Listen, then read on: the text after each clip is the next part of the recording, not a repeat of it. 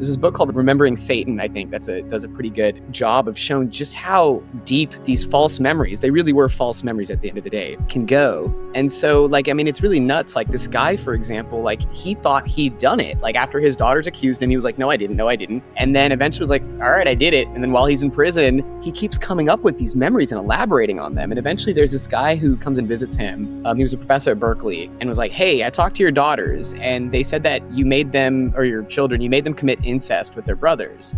And he hadn't talked to their daughters. The daughters had never accused him of that particular thing, although they'd accused him of a lot, So then he was like, I don't remember it.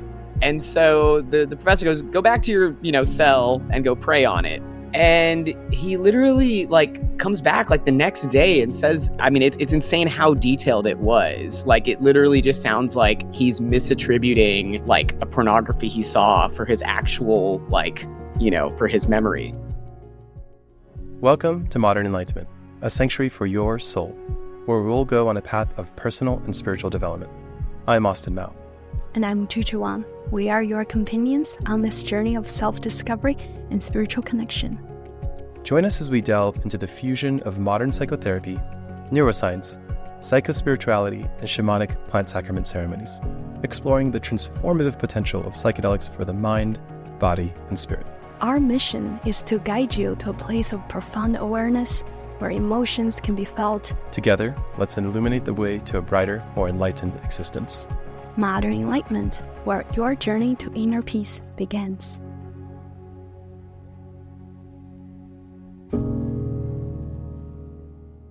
I am joined by Manoj Doss, a cognitive neuropsychopharmacologist studying the effects of psychedelics on the mind at University of Texas, Austin. Thank you so much for joining us, Manoj. Thanks for having me here. Yeah. So we originally met at the recent Texas Eclipse Festival, which I like to call Firefest Eclipse. And I remember hearing you on stage sharing so much of your research and your wisdom around this study of psychedelics. And, this study is relatively new in this sort of resurgence of the field, right? We had the 50s and 60s where it was the most studied psychiatric medicine ever. And then we had these dark ages after it was scheduled. And then I think as of 2013, the Johns Hopkins University, beginning there, then there was this resurgence of interest in these medicines. Is that right?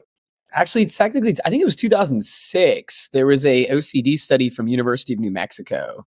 And then, there was also, at least as far as the clinical studies go, there was, I think, something with either psilocybin or LSD in Switzerland or Germany. And then the Hopkins, the cancer trial came, I think, in 2016. And of course, there's all the non-clinical stuff that was going on with, Rick Strassman, and then as well as, the Hopkins. Thank you for sharing that. So I'm particularly excited to be with you because you're the first researcher that has been on our podcast. And I'm just really curious. You seem like a young man. I don't know, could be the Asian genes too. And I'm just wondering, how did you get interested in studying psychedelics as a neuroscientist? And what was your path, your personal path towards arriving here? Yeah, so I'm not that young, I'm 36, but it's been a long path, I guess. First of all, I started off as an undergrad studying, I was electrical engineering. And then I had a pretty bad concussion that made it rather difficult to retain anything for a month. And it was also a really bizarre, borderline psychedelic experience. And so I ended up getting out of engineering and got into psychology. And from there, I was studying things like memory and whatnot. But, it's when you study something very basic, episodic memory, which has been studied for, over 100 years, a lot of times it doesn't feel like you're going to necessarily doing that's very applicable or that it's going to help anybody other than other memory researchers and their pet theories and whatnot. And so I started collaborating with Harriet DeWitt when I was in grad school, and she was doing these drug studies. And so I kind of felt like the drug studies, although it was still quite basic science, with, kind of limited application in some ways, at least it made me feel like some of my research was going towards something that had some applicability in my lifetime. And so, I was doing a study with her with MDMA, and then eventually that led to a postdoc at Hopkins working with Fred Barrett, who was actually, oddly enough, he was a grad student whenever I was a research assistant at UC Davis. And so I was there for a couple years. And so he was like, hey, it's all behaviorists here. And there's no, there's not a lot of cognitive people. He's like, let's start the cognitive revolution, in psychedelics. And so I was like, all right, sounds great. And so then I was there for 5 years and then now I'm here. So yeah, kind of many reasons why I think I've ended up here. But yeah, I'm happy to be here. It seems like it's been a long path that really began with a desire to help people, right? Yeah. Going from behaviorist to cognitive neuroscience. Yeah. And so, I mean, there's also kind of a dark side to this, to be honest. I think that I had a little bit of a morbid curiosity about drugs. I had a friend when I was, 14 or 15, who was actually on dextromethorphan and ended up killing themselves. And so it was kind of Mm. like my first kind of exposure to thinking about hallucinogens. Not to say that it was the hallucinogen that did that. It was just but then since then there was like other cases of, I was involved in a lot of skater communities and whatnot. And so there's definitely some amount of drugs going on there. And, I stayed out of it. I was definitely skating was my anti-drug, but seeing how it kind of, why some people would do it, why some people ruin their lives with different, various drugs. Like I said, it's kind of like with snakes or reptiles. I'm kind of really afraid of them, but I also have like this morbid curiosity where I like to watch videos of them. And so got into, yeah, like I said, it was this weird thing where I was kind of against it. And then, but you want to study this thing that, you don't like. And then I think to then, see that, oh, hey, wait a minute, like every drug has a purpose, whether it's an opioid or, a psychedelic. I mean, opioids are still quite good for managing pain to an extent, obviously you're on it for multiple weeks and then bad things start to happen. But, likewise, I think, psychedelics, it's just, I mean, now we're already seeing it. It's not a matter of time. It's already here that there is a use for them. And so, yeah, I mean, like I said, there was kind of a multiple things that kind of came together. By the way, the concussion I had was also due to skating. So in many ways, skating was the thing that brought me into what I do. And yeah, it's, obviously it took some time. It's been nearly 20 years since I was, an undergrad. And by the way, I still skate a little bit. Rollerblade, that is. It's like rollerblade lips and grinds and all that. Yeah. Cool. It sounds like there was this like origin point of curiosity, right? And it seems like you were at the very forefront of this resurgence of psychedelic science. Especially if you started 20 years ago. So, something that's really interesting about working with psychedelics and a lot of the community that works with it likes to call it plant medicine, right? Mhm. Is because it's been around for thousands of years and it's been used in indigenous cultures for thousands of years too. And yet now, especially in this resurgence, there are modern contexts for them, ceremonia being one of them. So I'm really curious, like, in the studies that you do, are you studying like the differences between maybe ceremonial or indigenous or traditional uses of psychedelics and more modern applications, such as in a laboratory environment? It hasn't really, because I'm really more interested in the extremely basic effects. So this is kind of true of a lot of, so cognitive neuroscience in general, a lot of times tries to find these like, kind of rules about how the mind or the brain works, right? And obviously, we stumble occasionally and realize, oh, hey, our little like paradigm in the lab doesn't actually extend outside the lab. Or it turns out it was all, we found all these effects because we were just, running our studies in, white undergrads or whatever. But, generally speaking, we try to find these kind of general principles about the mind and brain. And I think likewise, my research now in, with drugs is also trying to find general principles that kind of apply regardless of, the population or the way we're using it. So, things like, hey, how do these drugs impact, what memory systems do they impact? And then the content of those memories obviously will vary across people. But at least, if you have like your kind of one sort of more permanent store memories versus the kind of, shorter term memories that are kind of more episodic, so to speak. How do these drugs like impact those two memory systems, for example, is something I'd be interested in. Or even just like, basic perceptual effects, for example.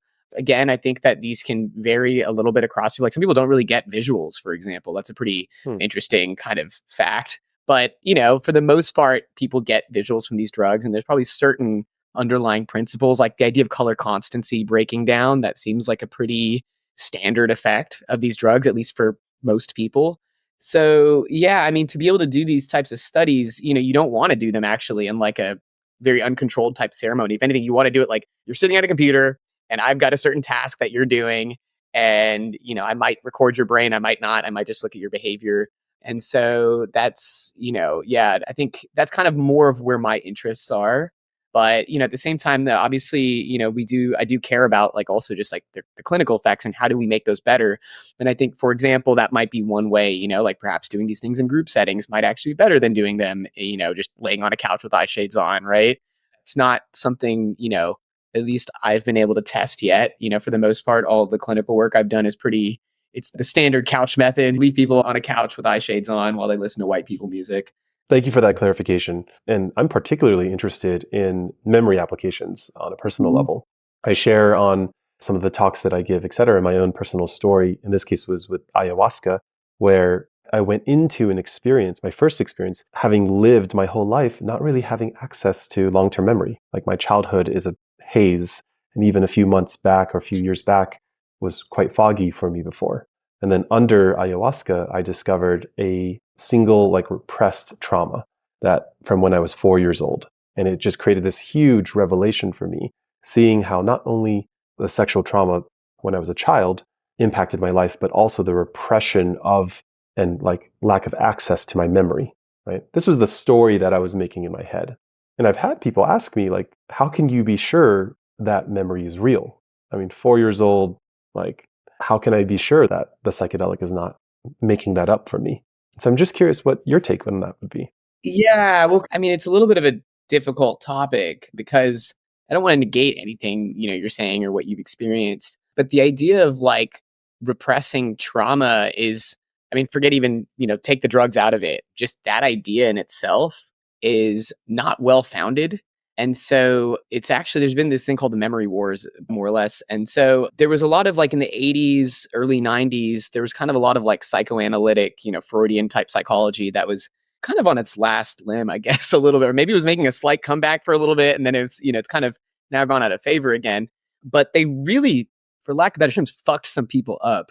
It was bad. Like if you like the satanic panic was a real thing where people are essentially saying that, a lot of these therapists are convincing people that they have these repressed traumas and that, it's resulting in like people were accusing their parents of being part of like satanic cults.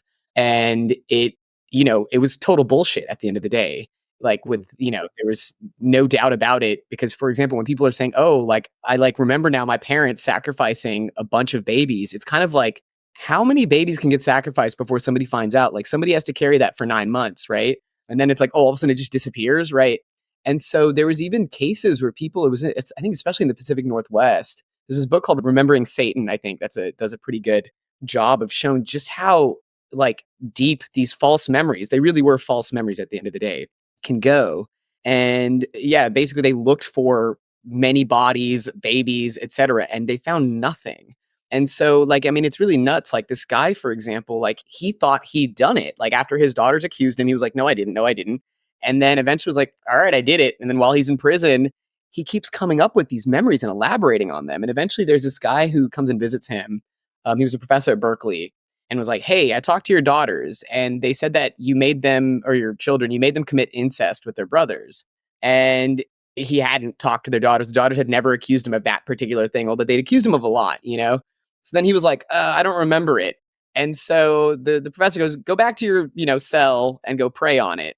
And he literally like comes back like the next day and says, he's got this really kind of very gross scene, to say the least. I mean, you have to read the book. It's pretty, it's insane how detailed it was. Like it literally just sounds like he's misattributing like a pornography he saw for his actual, like, for his memory.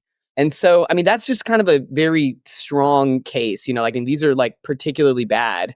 And so, but it was happening across, the US. And so, I mean, one of the issues is that, and then so Elizabeth Loftus, she's been kind of a big, proponent of this is it's not so much that you don't tend to forget your trauma. If anything, what gives you PTSD is your inability to forget it. That's typically the issue, right? Is that they have this, overly intense memory that kind of takes a life of its own. And people already know that, by the way, it becomes distorted.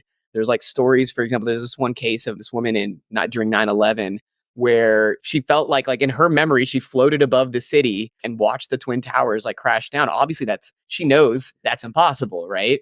And yet that's the way her memory was working. And she, it's like on the one hand, she's like, I know that can't be true. On the other hand, she's like, this is my memory. And so that's actually something people have talked about too, is that a lot of times people with trauma do have distorted memories. And so when you add drugs on top of this, it can actually make things worse. So I ran a study in grad school, and this was with THC. But the idea was, what we wanted to do was, everybody knows if you study when you're high, you're not going to remember anything the next day for your test, right? But now, what if you study sober and then I test your memory while you're on THC? Obviously, you'd probably be a little bit slower, but like, my idea was that maybe it impairs your ability to remember the things from yesterday. And that could be useful, for example, if you have trauma and you don't want to have to remember these things all the time. We ended up finding no evidence of that. Instead, what we ended up finding was that people made up a bunch of shit.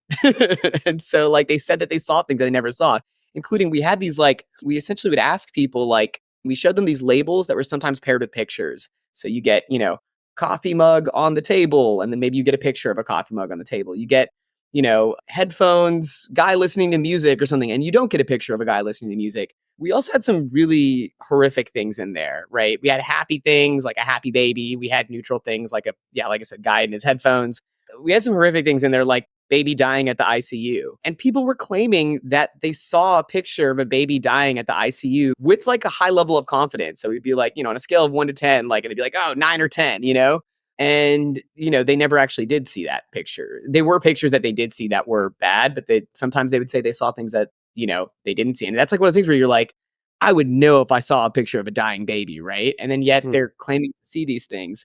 So that was a THC. We found somewhat similar evidence with MDMA, although we were somewhat underpowered in that study. This has also been shown with stimulants. So amphetamine, methamphetamine, to some degree can show up with maybe sedatives, although I think that remains to be seen better.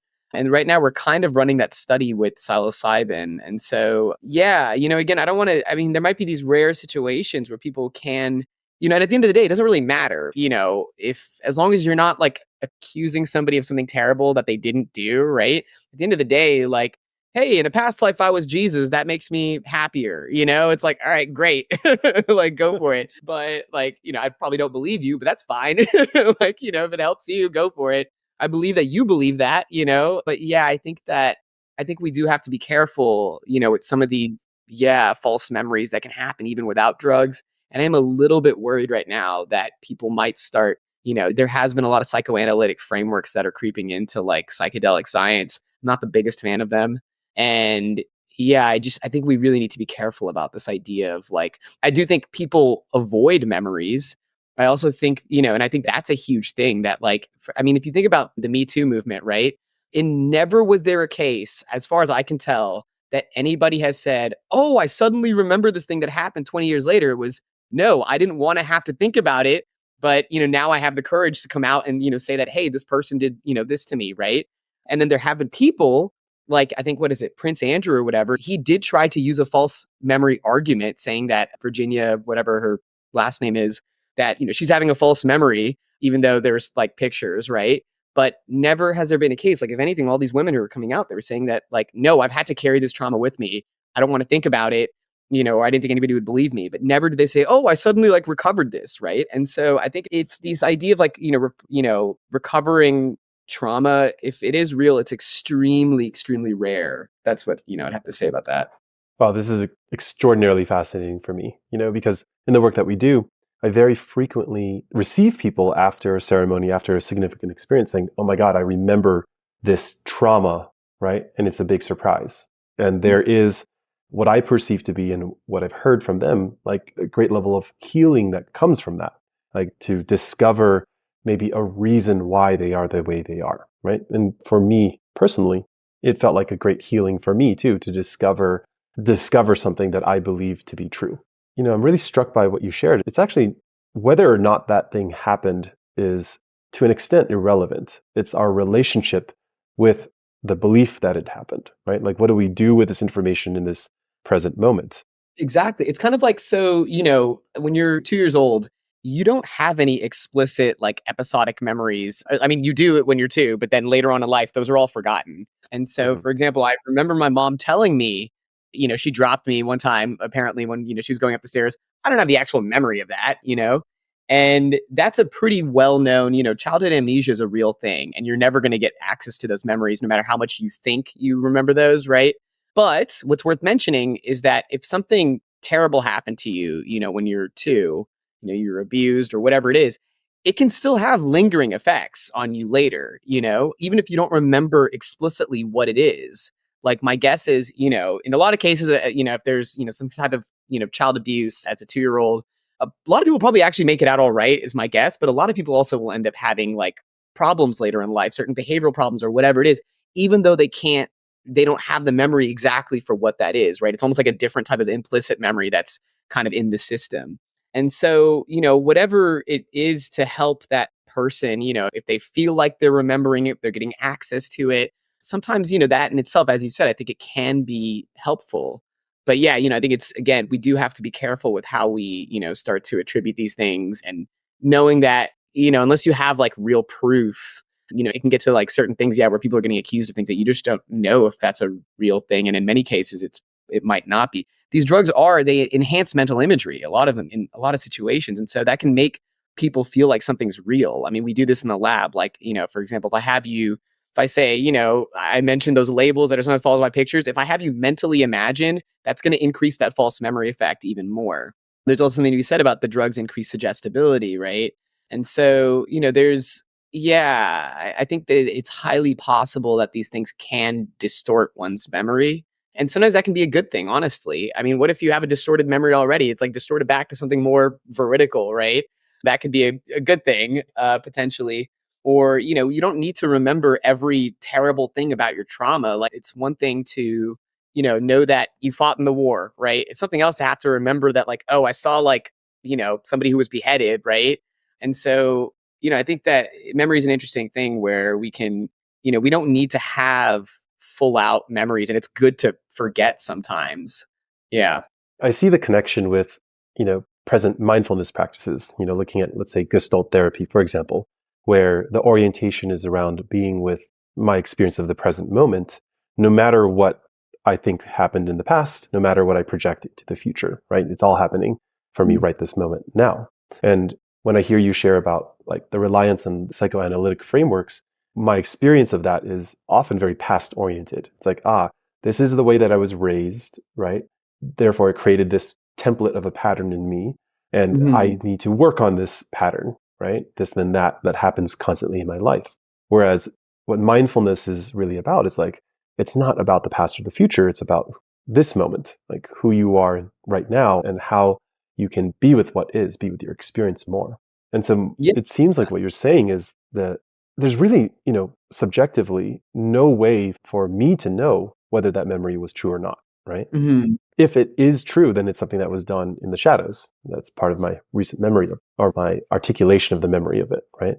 But like, I think for me, it's like, to what extent does that harden into my identity? Like, how much do I start to define myself and my patterns by that quote unquote trauma versus how do I just allow this information to inform, just to have greater clarity on my present moment experience? And then how do I just meet my own presence now with greater availability? Yeah. And I mean, I think that, with orienting to any point in time, it can be useful, recognizing that certain habits that, might come from somewhere can be useful. And then, but now how do you undo those habits, right? Like, how do you, if you're trying to work out more, right? I think that's one of the best ways, honestly, to probably keep yourself happy is like exercise, right? But you've never been somebody that had a good habit of it, right? It's like, okay, you have to kind of be in the present and also think about, but you sometimes also have to think about the past. And what are the triggers that keep you away from working out, right? Like going out to the bars, drinking or something like that instead. And so, I think there's, but sometimes it is just about focusing on the present, right? Like, okay, I need to do this, or even the future. I need to do this. If I can do this every day for a month, there's a good chance I'll now build a new habit that can, persist onward. And so, yeah, I mean, I think that, again, all of these things, whether it's the past, present, future, I think we kind of, like I like to, one of the things that keeps me happy is optimism. That's like the future, right? It's like, oh, hey, I've got all these cool things that are like coming up right now. It can also make you a little anxious, but it's the thing that, a lot of times keeps me going. But yeah, maybe I think there's probably times I need to be more present things. And yeah, I guess I do try to avoid thinking too much about the past. There's also something to be said. You think too much about the past, you can alter those memories. And then, when you actually need them, they might not be exactly the same valid ones that you initially had. Yeah. I'm reading this book right now that was recommended by a friend of mine, Kate Hawk. It's called LSD at the Mind of the Universe. This clinician decided to study in a therapeutic environment 73 high dose LSD experiences on himself and like journaling and sharing the various insights that he had from that. And he was, I think, a pupil of Stanislav Grof, who came out with this birth perinatal matrix. Are you familiar with that? Yeah, the idea that when you're on psychedelics, it's like a rebirth or whatever, and that there's a trauma from birth or something along those lines. Yeah, and a lot of the traumas that are explored that you experience or you explore within the psychedelic context is related to initial birth trauma, right? Which, I mean, personally, I have zero memory of, and I doubt that people like have conscious Yeah, memory of. And so there's this interesting thing that happens with time in a psychedelic, right? Like time yeah. slows, time speeds up, you experience all time, everything, everywhere, all at once. You can experience the past, you can experience the future, like, and whether or not we call it a hallucination, that's something that is totally not real, or some people might even believe is more real than our current reality. I'm curious what your take is on it's almost like the subjective research that pioneers like Grof have done and how that correlates with the hard science that it seems like you're doing. It seems like they're sharing very maybe opposing ideas. Yeah, I mean, I think that so a lot of times with the work that I do try to consider it as kind of like a bridge. Like, I mean, that's kind of what cognitive neuroscience is, a bridge between kind of the brain and then the mind. And so a lot of the behaviors, we look at, there's an idea, at least some of them, that there's like a subjective component, to what, and it's kind of like our best effort of getting at that subjectivity in an objective way. But yeah, when you have these like really far removed inferences, and I mean, if I'm being honest, rather poorly educated inferences, I don't think that has any bearing on my work. Like the idea of like, yeah, like a birth canal that you're going through when you're on psychedelics. I don't know. That just sounds a little absurd to me, if I'm being honest. But yeah, I mean, I think that there is something about other sorts of subjective effects, like the idea you were saying, like time perception, for sure. I think there's ways we can study that.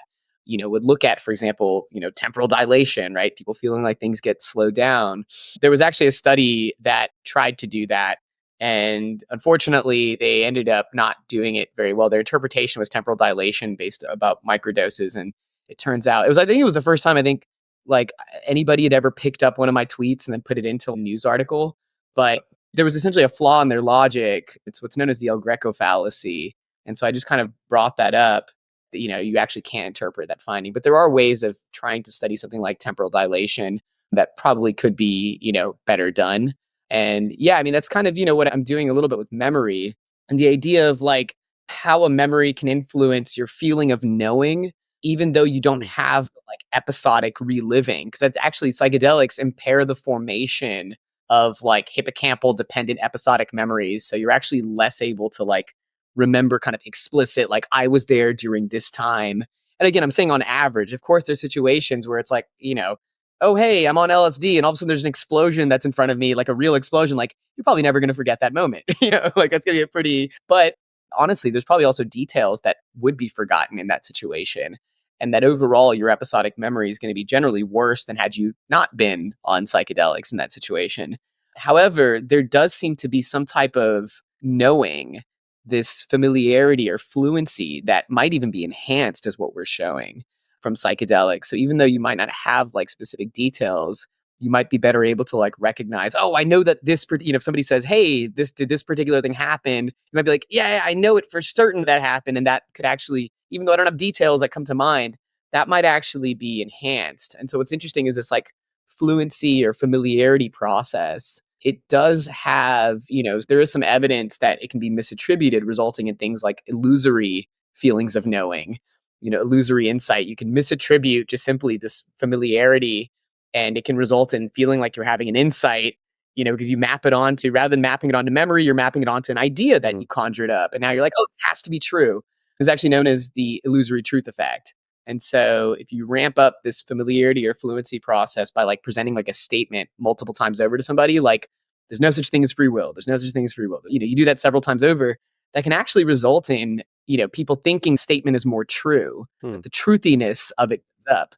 And this is probably how certain politicians get elected, right? They just keep repeating things over and over again. There's no new information coming, so-and-so's emails, and they just say it many times over. And there's no new data. There's not like there's any reason to believe that these emails are, something terrible. And then yet it feels true that they're terrible, right? And so I think that, yeah, that process being ramped up under psychedelics, it can be both a good thing and a bad thing. I think that it can make people think that they're gaining access to information that they don't actually have. And I think this is, a lot of times people will say, oh, I now understand consciousness, or I now understand the universe. And it's like, where's your Nobel Prize, bro? Like, I think there's other situations where, I've talked about this, the idea of, if you feel like you're a terrible human being and you've been thinking you feel like a terrible human being for the last like 10 years, it can be a really difficult thing to remove that feeling. It's like it becomes like a fact to you. And so you could think like George Washington is the first president of the country. I'm a shit human being. They both feel like facts. It's like, and so how do you remove that? Well, you need to drive that feeling of knowing and try to attribute that to something else. Like, I'm a good person, right? That should feel true. And once that feels true, maybe you might be able to kind of disrupt this idea of I feel bad, or at least be able to hold both of those things in mind. And so I think that, again, it can be this feeling of knowing that can come about because of ramping up like familiarity or fluency. It might be a really powerful sort of thing that psychedelics uniquely do compared to a lot of other drugs. This reminds me of my teacher in the ayahuasca tradition saying, don't journal, don't try to capture this information as you're in the experience. Like, you will know what happens afterwards. And so often, as I've facilitated, people are like, oh, I just want to remember this feeling. I really want to remember these things that I experienced, right? Trying to capture as much of that as possible. And I impart the wisdom that was passed to me, which is you're going to have this inner knowing. But where I get really fascinated is what is knowing, right? David Hawkins says there's a difference between knowing about something that comes from the mind and knowing something that comes from the heart, let's say. And so I'm curious about this distinction between maybe memory or experience and like an inner knowing. Yeah. So there's an interesting, kind of coincidence in memory research and then like psychedelic research. So, I think you've probably heard of the idea of the noetic quality. And so it's, noeticism, this feeling of knowing, this undeniable sense of knowledge that you get while under the effects of psychedelics. And as I said, I don't think that there's always truth to that knowledge. And sometimes it doesn't matter if there's truth or not, if it makes the person feel better at the end of the day. But there's also what's interesting. So these, two forms of memory I was kind of mentioning, I've sort of alluded to a little bit. So you have episodic memory, which involves kind of the reliving of information from the past. You place the self back in time. And so the guy, he just passed away not too long ago. He referred to that experience as autonoetic consciousness. It's like self-knowing, it's this going back in time. And that's essentially the thing that, I think under psychedelics, your ability to form memories that have that sort of flavor to them gets worse. But semantic memory, this is a, knowledge for things like facts, meaning, concepts, belief, etc. And so, for example, knowing that George Washington is the first president of the country, he referred to this like, that you don't have the episodic memory anymore for where or when you learned that information. You just know that George Washington is the first president of the country. And it turns out the hippocampus is highly involved in episodic memory, that autonoetic consciousness. If I took out your hippocampus, you would still know that George Washington is the first president of the country, it turns out. It's kind of difficult to actually like disrupt that fact, although it can happen, in later stages of Alzheimer's or, semantic dementia, et cetera. And so he referred to that experience of knowing, facts as noetic consciousness. And I think, it's kind of interesting with psychedelics, you have the noetic quality. With, semantic memory, you have noetic consciousness. And I think it turns out that we might be able to enhance this, semantic memory, this noeticism that comes from it under the effects of psychedelics. And that's kind of this, new idea I've sort of been proposing. But, what can also come with that, I think, is it's like I said, it's easy to misattribute those feelings to other things and then feel like something else. For example, knowing that you've seen a picture of something you never actually saw. So that would be like a false memory. Or it can result in, for example, even liking things more. So if this is known as the mere exposure effect, if I show you a stimulus a bunch of times over, that'll ramp up this familiarity, fluency, noeticism, and it can also make you like something more. You'll be more likely to rate a face as likable, for example, if I show it to you several times over. And so I think there's obviously, more to knowing than just, this noetic consciousness and familiarity and fluency. Like why those misattributions happen sometimes but not others is, still unclear to me. But yeah, I think there's, a knowing in general that can come from just, basic memory processes, essentially. but maybe not the typical way we think of memory, like, the human episodic memory experiences. If anything, there's less of that and more of this other type of, and in fact, you can have one without the other. You can have a episodic memory without a feeling of familiarity. Mm. This is known as jamais vu. So in French, that means never seen. Mm-hmm. And it's kind of like Capgras syndrome. There's people that'll have this, or the Capgras delusion, where people will, for example, they'll be like, hey, you look like this person, like, you look like my mother. You have all the memories of my mother. You sound like my mother, but you don't feel familiar. And therefore, you must be an imposter. I don't know if you've ever heard of that. It's a pretty bizarre kind of delusion that can happen with very specific types of brain damage. And so, and then obviously we have the experience of familiarity, I think, without, this episodic memory. We have, this like deja vu, right? Or even just like, forget even deja vu. That's kind of a more bizarre example, but like, oh, you feel familiar. I can't remember where I met you, when I met you, what your name is, but, we've all had that experience, right? And so I think there's interesting ways when these like memory systems can kind of dissociate, that you can get these like really bizarre sorts of effects. And I think that's one thing psychedelics do really well. I think it's quite interesting that with psychedelics, we can both have a really kind of insane sense of novelty, where it's like, hey, everything feels childlike, and I'm like noticing all the little things. But you can also have this like really bizarre sense of familiarity, where it's like, hey, I've been here before, I'm having deja vu, and it's a pretty, I think there's something really interesting about the way these drugs impact, familiarity and novelty, and then results in these things like knowing. Like, I mean, think about an insight. I think that's kind of the intersection of familiarity and novelty. An insight, by definition, is a novel solution. But a lot of times people will be like, oh, it was always there. It was so obvious. Those are like a lot of things when people have those like bizarrely like, novel insights, like, oh yeah, I'm not an astrophysicist, but I now know the origins of the universe. I'm like, really, But, it's like pulling around kind of familiar information in a novel way. Those are probably the ones that we can a lot of times trust.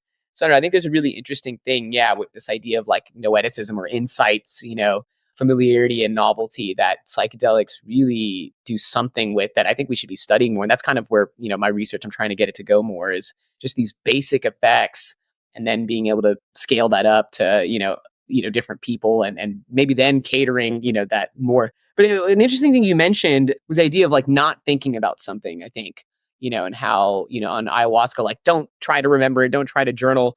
I actually don't know what the appropriate thing to be doing, because like I said, nobody's really studying this. They're all just doing the couch method, right? But there is an interesting, it's something that I've thought is, maybe the exact episodic memory, that's not going to be useful to somebody. But that knowing that like, hey, I'm not a bad person, or hey, I'm going to get through this, or, I have a good future ahead of me, or whatever it is, those ideas, it might be good to even drive that home to somebody, occasionally prime them while they're under the effects, to be like, hey, you're a good human being. Hey, you're a good human being, whatever it is, to make that feel true. Like, I don't know. I think somebody should do this study. You could think of like exposure therapy, for example. There's actually somebody doing this with MDMA at Emory University, I think. So I think it's Barbara Rothbaum. But they're, essentially showing people, things that they might be afraid of, right? In some way you could think that, okay, that's dumbing down the like negative salience of that. You could also think that another way of thinking about it is that, oh, hey, you show them these things or make them, think about them, and that this thing can't hurt me, and ramp up that feeling of knowing that this thing can't hurt me anymore. This thing can't hurt me anymore. And so, this idea of like exposure therapy is thought to be based on extinction learning. So this idea that if I condition you to a stimulus, like the sound is now associated with a shock. And then later on, I show you that, all right, play that sound many times over. The first time you're going to have some kind of fear response. The second time, less and less and less. One issue is that a lot of times you can recover that fear memory pretty easily. And so even though initially it extinguishes, it can recover pretty easily. So one thing that psychedelics, I feel like, might do is that, if you were to do something like extinction learning or exposure therapy, that it can, one, the mere exposure effect could play a role. Maybe it becomes less, maybe it doesn't become positive, it doesn't become likable, but it becomes less unlikable. The other side is that it can maybe increase that truthiness that, hey, like, I can now believe that this thing's not going to hurt me anymore. And it's kind of a different mechanism than the way we typically think of extinction learning. But again, this kind of, brings me to this idea of like, well, what should we be doing with people while they're under the effects of the drug? Like, should we be trying to ramp up the familiarity of certain things that are good? I don't know, but maybe that's not the best use, but I think it should definitely be tested. Wow, there's like so much that I want to explore with you right now. In a past life, I wanted to be a scientist. I wanted to be a physicist, and instead went down the path of majoring in math and engineering and et cetera, right? But my mind is so tickled by the potentials that we have to discuss. One of the things I'm, really curious about is the relationship between knowing and spirituality, right? Mm-hmm. It's like, because the experience, how I relate the value of the experience of a psychedelic is it creates a reference experience. It can create an experience of something that you've never experienced before, right? It could be often described as overwhelming levels of peace or joy or connection or harmony, or in Mm-hmm. the internal family systems context, clarity and confidence and creativity and the 8 C's, right? And so it seems like what I'm hearing is that, and this is my words, right? I'm going to ask for you to confirm, is the episodic memory is not nearly as important as the semantic memory, right? Like the knowingness. Both can generate false memories. You can have false episodic memories and false semantic memory. But it seems like the knowing in terms of like healing for people or mental health and I think even spiritual health, that's really where the juice is, right? Yeah. So I think that's probably true for a lot of disorders, right? Whether it's, depression and, you're have this negative sense of self, like I'm a terrible person. Like I said, that might feel like a fact to somebody. Or, if you have anxiety and you're like, the world's a dangerous place or something, that can be like a fact to you. But, there are situations like PTSD, I think is an example of how probably something remains episodic that should have long ago been, by the way, there's kind of this interplay between episodic and semantic memory that essentially the idea is an episodic memory is kind of a binding of a bunch of disparate elements into a single episode, right? Like there's nothing inherently related about this phone and this table and all my, my vision and then my current smell, coffee and all this stuff. And it's just putting it all into a single episode. And it's very fast learning. Tomorrow I'll be able to say I was sitting, with my phone on the table, the smell of coffee, was talking to you, et cetera, et cetera. And so, but over time, the idea is that you sort of train your cortex to instantiate these semantic memories that come from episodic memory, So it's like, for example, the first time you ate a pizza, if I took out your hippocampus, you would not know what a pizza is after that. But then you ate a pizza several times over. And over time, you extracted the kind of statistical regularities across those episodes, which is what a pizza smells like, tastes like, looks like, et cetera. And now, if I were to take your hippocampus out, you'd still know what a pizza is. So it's kind of this idea that things are episodic, and then a lot of episodes over time will form these semantic memories. And so you could almost imagine that with something like PTSD, and they lose a lot of details, but you just take the kind of, statistical regularity from that. And so like you could think about PTSD as almost being this memory that like refuses to consolidate or become sort of semanticized. It remains episodic. And, it's again, it could be useful to know that, you had a certain experience that was traumatic. It's something else to have to relive that all the time. But I think in that situation, it might be the case that there's maybe too much of an episodic memory going on. But yeah, I think a lot of times I think you're right, though. I think it is more about like knowing and these beliefs. These high level beliefs are essentially, a high level belief is essentially semantic memories that not everybody shares, right? Whether you believe in God, that can feel like a fact. Just like George Washington's the first president of the country, God exists, right? For some people. Or even like, you can think about these things that are sort of in between. Like I was born in Texas.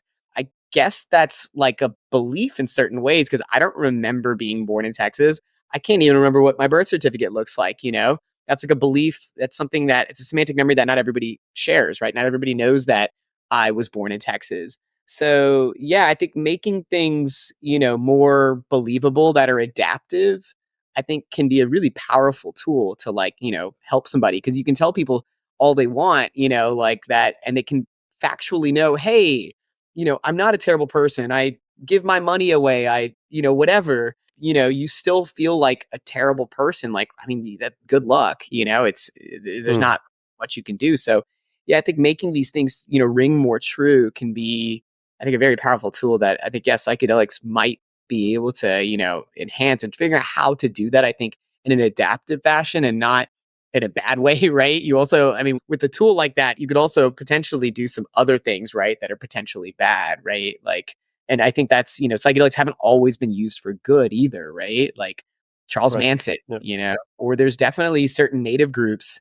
There's this one documentary from like the 70s, and there's these shamans that are all, they're taking, what is the antidenanthera seeds, the snuff, the antidenanthera snuff? Is that, I I'm don't know. forgetting, yeah, I'm forgetting what the name of that drug is, but they're talking about killing their the babies of their like competitors.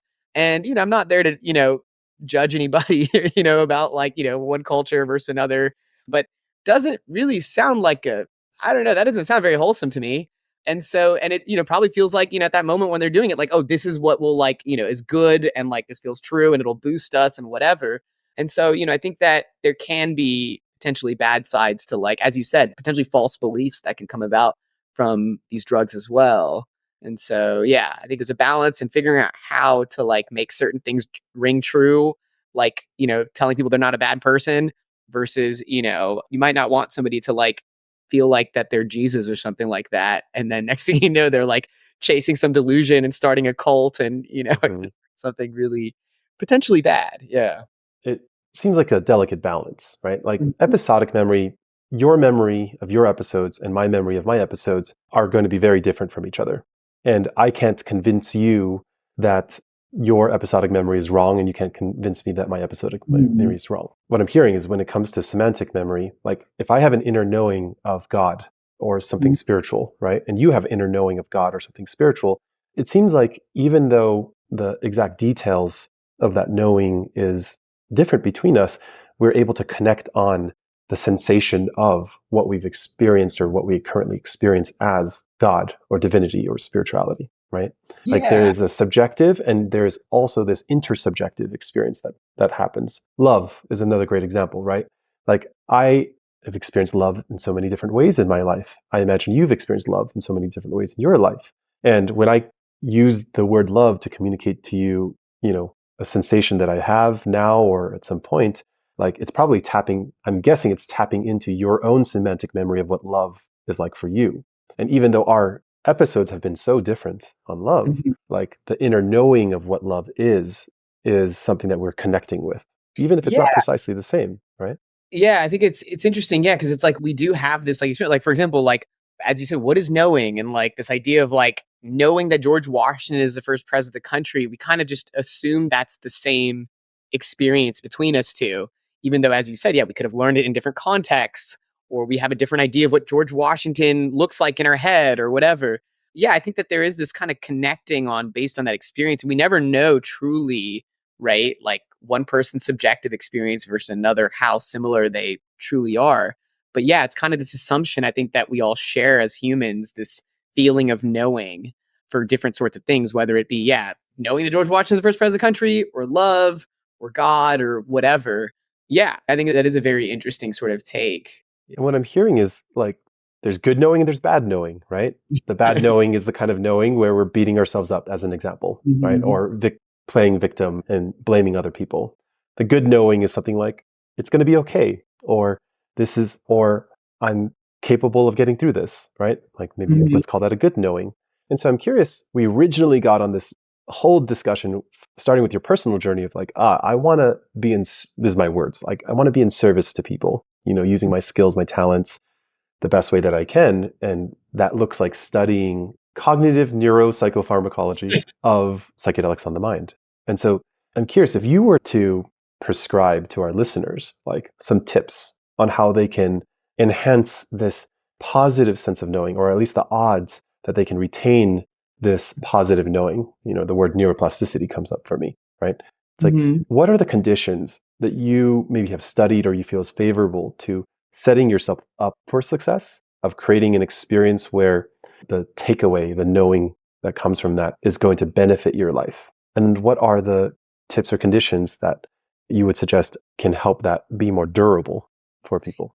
Yeah, and I mean, this is where I think we need more research on this. This is exactly like the area that I would like to study more, and kind of what we're actually planning on doing. I mean, as you know, during that Texas Eclipse Festival, as was mentioned, we're talking to Minds right now, and we're hopefully going to be able to fund a study on this. But yeah, I think, if I had to just guess, this is just purely guessing, but yeah, it's to ramp up that familiarity, fluency that comes with semantic memory. It takes a lot of repetition, and so, you can actually kind of dissociate these things computationally, behaviorally, et cetera. Repetition doesn't a lot of times give you more episodic memory, at least unless it's very spaced out. Like But if I show you a stimulus many times over, you won't see that like hippocampal dependent episodic memory necessarily goes up much. What you will see is this cortical dependent fluency familiarity does. Interesting, you mentioned plasticity. Psychedelics and plasticity doesn't just go up everywhere. Actually, it looks like in the hippocampus, plasticity doesn't seem to go up in the same way. It sometimes even goes down. There's certain like markers of plasticity. In the cortex, though, that's what all this plasticity, talk that people have been, saying is it really seems to be in the cortex. And that's where semantic memories are kind of stored. They're sort of stored in this distributed fashion, such that, even if you have brain damage to one area, that you're probably not going to totally destroy, not knowing that George Washington's the first president. That's probably not going to happen. Again, there are certain places you can get brain damage that are more likely to ruin your semantic memory than others. But yeah, so I guess, if I had to guess, it would be something like repetition, for example. So that, like I said, periodically priming somebody to be like, hey, maybe I'm not a bad person. And, maybe give some certain reminders, positive affirmations, whatever during a psychedelic experience. That's not the current way we're studying them, right? Where we're kind of just, like I said, giving it to people on a couch with eye shades on. We do kind of prime people to think about their problems, right? You do the whole prep sessions for like 10 hours and, you talk to people about their whole like life and whatnot. And so it kind of primes them, but it's not directly, we haven't directly manipulated that, right? We haven't shown that if we give people a bunch of positive affirmations when they're on drugs, that it's going to boost that, it's going to boost the outcome. And so, I'm hesitant to say that, oh yeah, people should like listen to positive affirmations or something when they're on psychedelics, but like, I don't know, maybe, or, giving yourself evidence that the world is not dangerous if you're an anxious person or something like that. It might be, I think that's the next sort of step is figuring out what people should be doing while they're on these drugs. And perhaps, boosting that familiarity or fluency is going to eventually result in them sticking more. Essentially getting things, once things are learned in the cortex, it's hard to like unlearn them.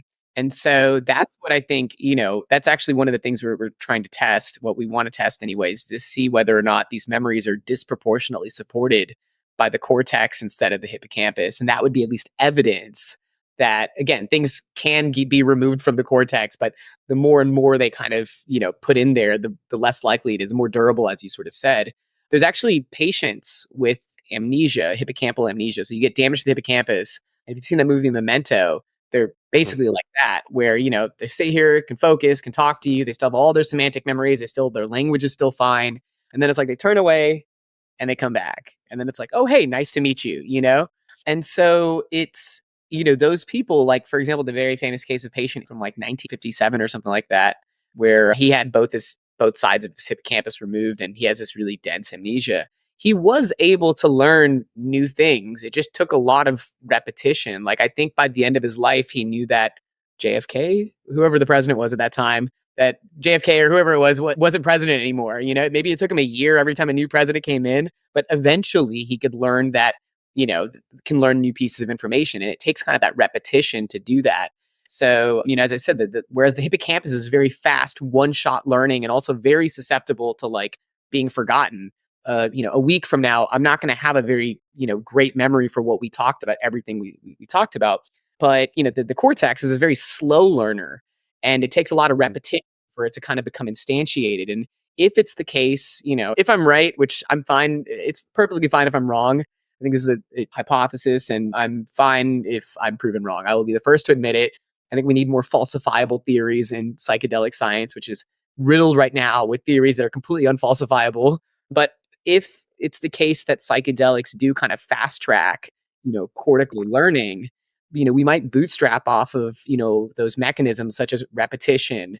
There's other things that can potentially boost cortical learning, like relating things to things that you already know.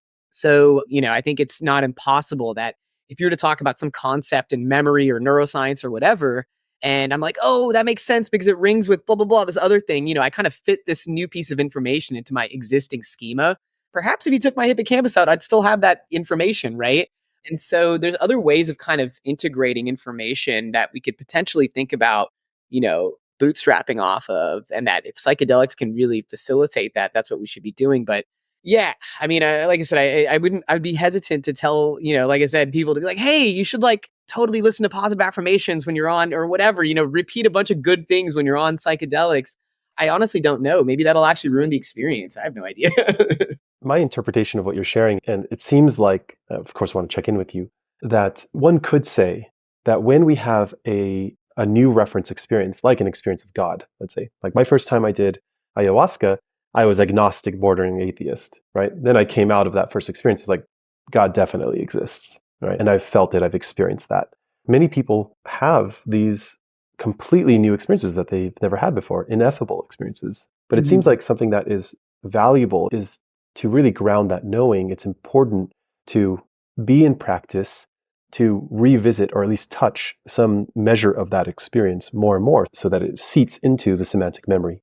As an example, we talk about integration all the time, right? Like we say here that integration is the most important aspect of this work. And so you come here, you have a deeply spiritual experience. How do you integrate that?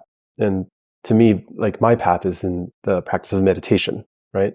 Or reading books, right? And it's like a revisiting of the extraordinary experience that I touched before and just like tapping into that more. That feels like it grounds. Does that connect with you? So I think actually, yeah. So, another way of thinking of, how do you get something to stick in semantic memory? It's a lot of times encountering these things in different ways. As I mentioned, pizza, right? To get that into your semantic memory, it was probably multiple diverse experiences of pizza where you have to take the statistical regularities across different episodes. And that might actually be able to better instantiate these things.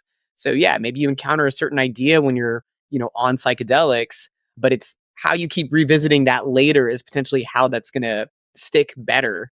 And so, I think especially, one thing psychedelics can do is, they can produce these very paradoxical experiences, like, as I said, novelty and familiarity. Sometimes that can happen not only in the same individual in the same trip, they can happen at the same time, Otherwise you might, let's pretend, I always go back to the idea of, oh, I'm a terrible person, right? Maybe under psychedelics, you say, I'm a good person, but that still exists with I'm a terrible person. And somehow you can have both of these things coexisting, at the same time under the effects of these drugs.